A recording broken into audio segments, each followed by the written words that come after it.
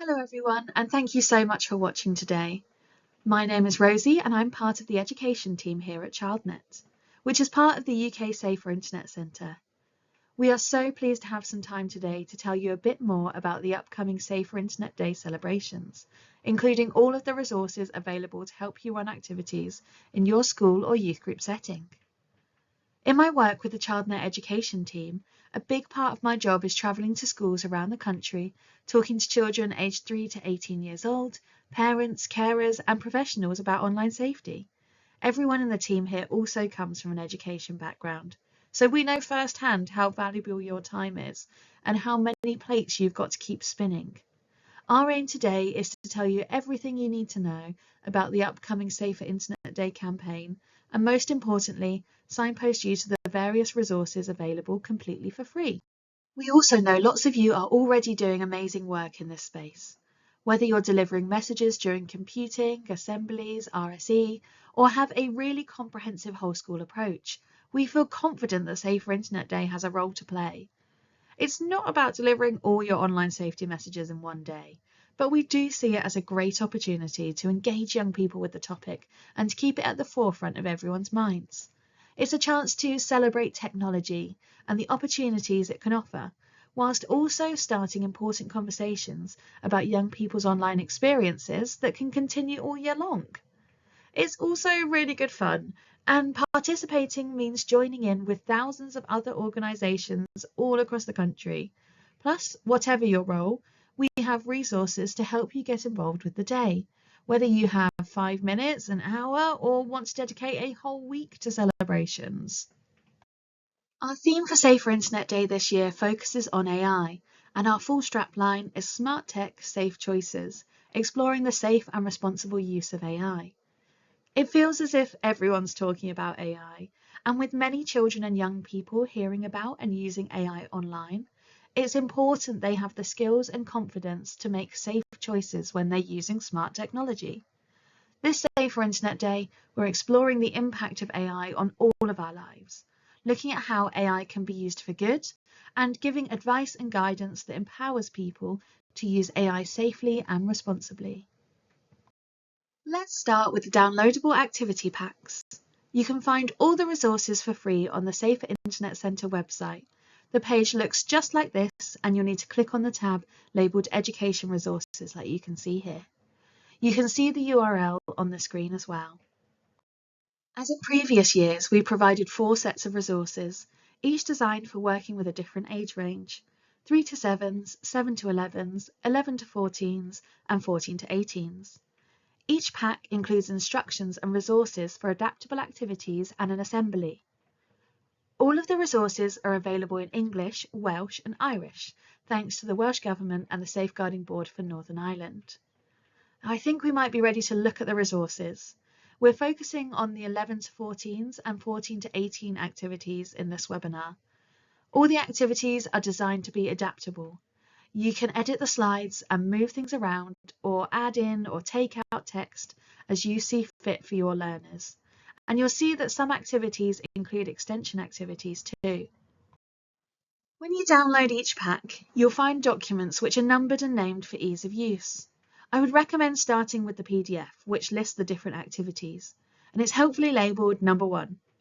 This document starts with an overview of the theme, and this is also where you'll find some really important guidance, including advice about establishing a safe and supportive learning environment, or knowing where to get more information or help.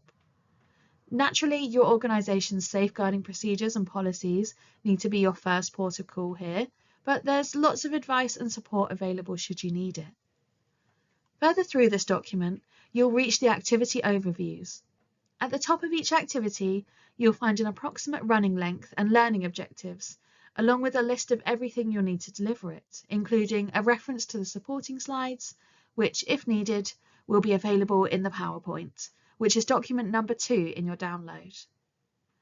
We've also worked hard to ensure the activities are adaptable, and similar to last year, we've made suggestions for every activity in all 4 packs on how they could be adapted for learners with additional needs. So let's start with the 11 to 14 pack. The first activity I wanted to share is really useful if you want a good overview of different behaviours around AI and to start discussions about the potential harms of using AI. Learners are provided with different scenarios, like the ones you can see on the screen, and asked to order them from least harmful to most harmful. You can ask learners to discuss how they decided this, and there's some really useful educator guidance to help with this. If you have learners who would benefit from looking at examples of different uses, but may need more support, there's a version of these cards where you can sort uses into safe and responsible uses and harmful uses too. This pack also includes a quiz, which can be used as a follow-up to the activity I just mentioned or by itself. There are a couple of ways you could use this. Firstly, you could find them as a clickable interactive quiz on the UK Safer Internet Centre website. So you could pop this up on a screen in your setting and work through it with a group. You'll be given feedback on each answer as you go and a score at the end. You can find this on the same website page we mentioned before by clicking on quizzes or by clicking on the link in the education pack.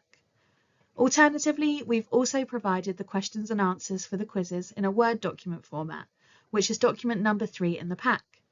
This is because we've had feedback from educators previously that they would have liked to adapt the quizzes to the software and platforms they're already using in school, such as Kahoot.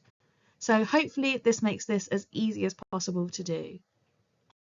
On the screen now you can see an activity that focuses on chatbots. We know this is a type of AI technology that many young people are using and wanted to help this age group think about the potential impact this can have on digital well-being. The examples in this activity open discussions around the risks that may come with some uses of chatbots, considering both immediate risk and long-term risk. This can be used individually as an activity sheet, in small groups, or even as whole class discussion, and has educator guidance to help you guide learners with both those immediate and long-term risks. This next activity really focuses in on bullying using AI. It allows you to discuss the impact that these behaviours can have on the victims through providing learners with scenarios. To make this activity really interactive, you could put these in different areas of the room and ask learners to go around each one, adding their ideas using sticky notes. The scenarios are provided on screen and on printable cards to help you run it in whichever way works for your learners. If you have learners who require more support or guidance, this is a great chance to pick out just 1 or 2 really relevant scenarios for your learners and discuss them together. As before, the editable slides mean you can also adapt them for your learners. Of course, this one again has educator guidance to help you with any discussions or misconceptions that may come up. The last activity in this pack is all around the ethical considerations of using AI, and is a great one if you're looking for a really adaptable activity. This focus on ethics came through in the focus groups as something that young people of this age wanted to learn more about. And this activity has initial starting statements, like you can see on the left of the screen here, which learners can vote whether they agree or disagree with. Then goes into further detail into the issues shown in these statements. Then you can choose from a selection of follow-up activities, so educators can decide what would suit their learners best, such as holding a class discussion on the ethics of AI or writing a balanced argument. And as all our activities have ideas to support and scaffold learners, this activity also has reduced text slides to allow educators to choose which will be most accessible for their learners. And all the text is editable, so educators can further amend the language or reduce the on-screen text even further. Moving on to the 14 to 18 pack. The activity you can see here takes that idea of the ethical considerations of AI and takes it even deeper for this age range. We've suggested a couple of ways that you could run this activity, depending on the time you have available. If you want to have it as a single session, then there are a variety of slides on different issues, like you see for deepfake videos here, which you can distribute out to learners so they can feedback their ideas to the whole group.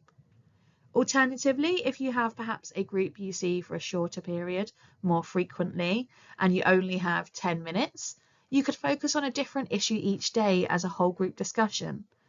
To challenge learners further, each issue has discussion points for you to use. And this activity also has detailed educator guidance for each of the issues to help educators to feel confident when delivering the activity. If you want an activity where learners can work in small groups, our cost and benefits activity would work well. This one gives them space to weigh up concerns and understand how this might impact someone's choice to use AI. In this activity, each small group receives a scenario, which starts as just one part, like you can see on the left of the screen here, and then they decide any benefits and any costs to using AI in this scenario. They then put these ideas onto their scales and decide whether it is a safe and responsible use of AI overall. Learners then receive the second part of their scenario where further detail is added, which requires them to assess whether there are any benefits or costs added, or whether some of these may now be more important. A fun way to bring the whole group back together at the end of this would be to get other learners to vote whether they agree with the group's decision. Like all of the activities, there are suggestions of ways to support and scaffold the learning, and I just wanted to highlight the idea bank here that you can see on the right of the screen. This is really helpful for learners who may find it more difficult to come up with ideas, as they can see which ones they think would apply to their scenario. If you're looking for a topic to really get learners to do some in-depth thinking, you could use the Bias in AI activity. This looks into the potential bias that can be perpetuated by AI by digging into what bias is and how it can become part of new technologies. Learners can then work in groups to consider examples of bias in AI and discuss these together. This activity has a written warning to share with learners at the start, as it does include examples of historic and current discrimination, and is accompanied by detailed educator guidance to allow educators to have greater confidence when guiding discussions about bias. One of my favourite activities in this pack, because of how powerful it can be, is the AI Manifesto. This allows learners to gather youth voice from other learners in their setting and amplify what they found through the community. The slides in this activity guide learners through this process, giving them the opportunity to decide aspects such as what they would want to find out and how they'll share what they find. And there's even a template that can help learners to present what they've found as part of the scaffolding for this activity. The great thing about this one is it really works with whatever your setting can allow for them to gather youth voice, whether that's getting them to go into younger classes to hear their opinions, or even setting up a stall at your next settings event. Because of this, we've added a note to educators in the activity guidance about safeguarding, and a reminder in the slides for young people about what to do if someone discloses something worrying to them. Once they've collected youth voice, there are so many options for them to share this, as you can see on the screen, like a letter, on your settings social media, or they could even create their own podcast. Finally, in the packs, you will find the assemblies. We have two assemblies, one for 3 to 11s, which can be found in the two younger aged packs, and one for 11 to 18s, which can be found in the two older packs. Each assembly introduces Safer Internet Day before focusing in on this year's theme of AI. And the key messages to take away are how to use AI safely and getting help from trusted adults. As in previous years, they include editable slides for you to add the name of your designated safeguarding lead or other reporting routes specific to your setting. We also have top tips available on the UK Safer Internet Centre website for 7 to 11s, 11 to 14s and 14 to 18s, plus parents and carers, and a separate specific set of tips for parents and carers of 3 to 7s. So there's something for everyone. These top tips would also be a great option if you want something to send home to share with parents and carers. So that concludes our tour of the resource packs. I hope that's been useful, and do download the resources for yourself so you can explore what we've put together and adapt something for your setting. As a reminder, they're available in English, Welsh and Irish on the UK Safer Internet Centre website and are free for anyone to access, so you can adapt them to suit your needs, whether you're a teacher or work with young people in another capacity. We do have a special request for any of you watching this today. The UK Safer Internet Centre is a partnership of 3 charities, and we rely on support and funding to be able to run this campaign and provide all of the materials we've talked through today.